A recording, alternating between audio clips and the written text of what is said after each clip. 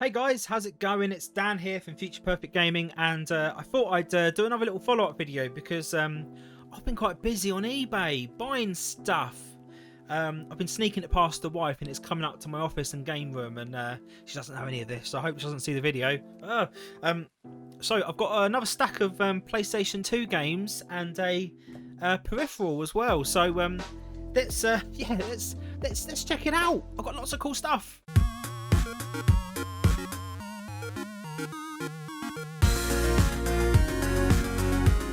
Okay, so first up, I've picked up this Kaiko PlayStation 2 HDMI adapter, and I tell you what, it's absolutely brilliant. I'll put a little bit of footage in that corner over there with how it looks of Gran Turismo 4. I took some footage of last night. Looks amazing.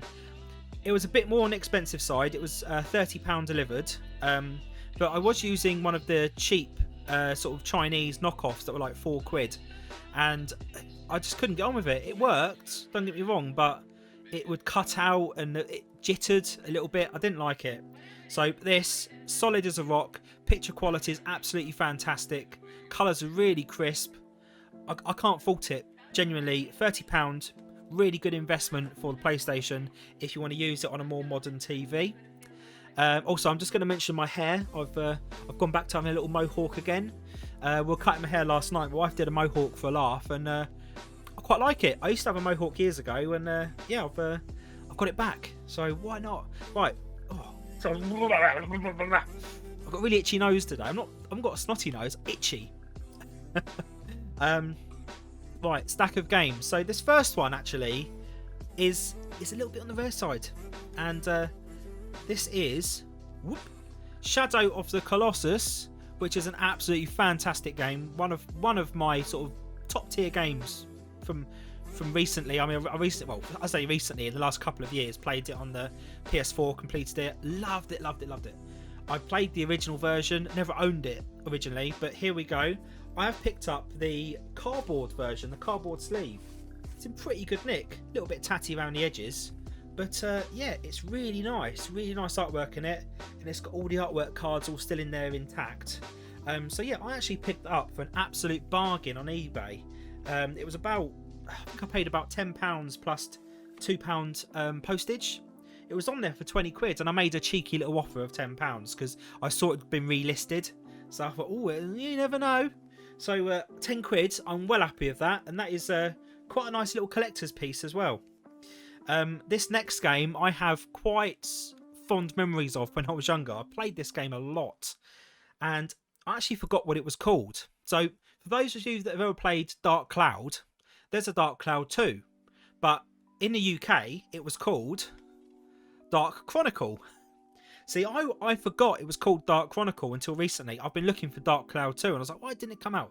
And no one on Google, just googling, said, oh yeah, it's called Dark Chronicle in the UK. And then I just suddenly remembered it one morning. I was like, oh, it was Dark Chronicle, and I went straight out on eBay and picked up a copy. I think I paid about £8. Absolutely fantastic dungeon crawling game. It's a really good RPG. It's got sort of town building elements. It can be quite brutal at times because it sort of, if I remember rightly, it puts you against lots of different disadvantages. So like it will make you use a certain character for certain dungeons, but all the enemies are like resistant to that character, so the dungeon just takes longer. That's a bit later in the game from my memory box, but it's a really fun dungeon crawling RPG. Beautiful graphics, really nice story, lots of good sort of interesting plot elements and stuff in there. I'm really looking forward to play this again soon. I do want to do this on stream. Probably won't complete it because it's a really big game, but I'd like to give it a good old whack again because that was an awesome game. This next game is another one. I never owned it on the PS2. I had it on the PC, and that is Max Payne, the original Max Payne. Now, I absolutely adored this game when I was younger. I thought the bullet play, the mechanics, the slow down mechanic it has, the controls were so fluid, the story was really gripping. It was really dark and sort of noir kind of crime noir storytelling. Really good. Max Payne 2 I loved as well, which I'm going to try and keep an eye out for a good copy for cheap. I paid like £2 for this. Bargain, I thought. I'm looking forward to give that a go soon. Lots and lots of good memories of this game. Played through it God knows how many times. Yeah, fantastic. If you've never played it, honestly, pick it up. So the next two, actually, I'm going to change my pile a bit. The next two I'm going to do next to each other, one at a time. So this first one, I've never really played it before. I've heard about it. And I've seen some footage, but I'm a huge fan of Family Guy. And I had to pick up Family Guy on the PS2 because I was watching the footage and I was like, actually, this looks like quite a fun game. Lots of variety in the gameplay. Every sort of character has their own sort of gameplay mechanic on their levels. It's crazy. It's like platform arcadey. Lots of like original voice acting in it. Graphics are quite interesting. And yeah, I don't really know what else to say for that other than it's a unique game, and I'm definitely going to be doing this one soon. Yeah, I'm really looking forward to play that. And this next one's quite similar. Again, it's a little bit on the rare side. I picked up Futurama on the PS2. Really, really good nick this copy is, and it even came in a nice little shrink wrap there as well, just for good measure. I've had to look inside and it's all intact, but I don't think this one came with a manual, which I didn't mention in the description, so that's naughty. But I'm not overly fussed. It's okay. But yeah, another platforming sort of adventure game that follows the story of. I think it's a unique story of Futurama, and it actually has like a half an hour's worth of original footage in it as well. So it's like another episode of Futurama. I've never really played it. I've heard about it, and I was going to stream it, emulate it, and stream it like a while ago during last year sometime, but just never got around to it. But yeah, I'm going to give that one a crack at some point very soon because it's one of those games I've been sort of had on my radar for quite a while, in the back of my mind, like, well, yeah, it sounds quite interesting, but just never had the time to really look into it properly. But yeah, looking forward to that. Next up, now this one was a recommendation. I can't remember what video it was now, but I was just looking around on YouTube for like underappreciated games, and this one got a couple of mentions. So I thought, you know what, I found it for about £2 on eBay, and it is Van Helsing on the PlayStation 2. Now, I don't really trust many movie tie-in games, apart from the Lord of the Rings games on the PS2. They're fantastic. But the overall opinion on this is it's not bad. And it's a kind of like a Devil May Cry style sort of hack and shooter based on the Van Helsing film, really. I saw some gameplay footage. I thought, actually, that looks pretty fun. So, yeah, I picked this up for next to nothing. It's made by Sierra, so it could be pretty good. Yeah, I was total whim. Saw it online. I thought, let's give that a shot because I do quite enjoy the Devil May Cry games. Got a couple more games left. The next one is an awesome film, but I don't know if it's an awesome game. Again, I picked it up on a whim. Reservoir Dogs. So this one, it's I think it follows alongside the film. I don't think it is the film. It's like its own separate story of events that transpired alongside it. But it looks a bit like, you know, you've got some Grand Theft Auto style gameplay in there with some maybe a bit more Max Payne kind of style action, I would imagine. I've not seen much of it. I think I picked this one up.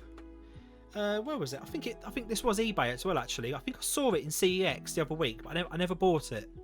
But I saw it on eBay for like half the price. I was like, oh, do you know what? I'll give that a shout because I like the film. It's an interesting game to have in your collection, the Reservoir Dogs game. And it's made by Lionsgate and Eidos, so it could be quite good. Yeah, so I'm going to have to play that to let you know what it's like because, again, that could go either way. The last game, again, I have no clue about really. I was looking at PS2 stuff that was ending soon on eBay, and this one came up for like £1. So I was like, it looks like a fun little platform game, and that is a game called Whiplash. I can't really tell you much about it right now because I noticed when I got it, the back was in German. Mach dich von Acher.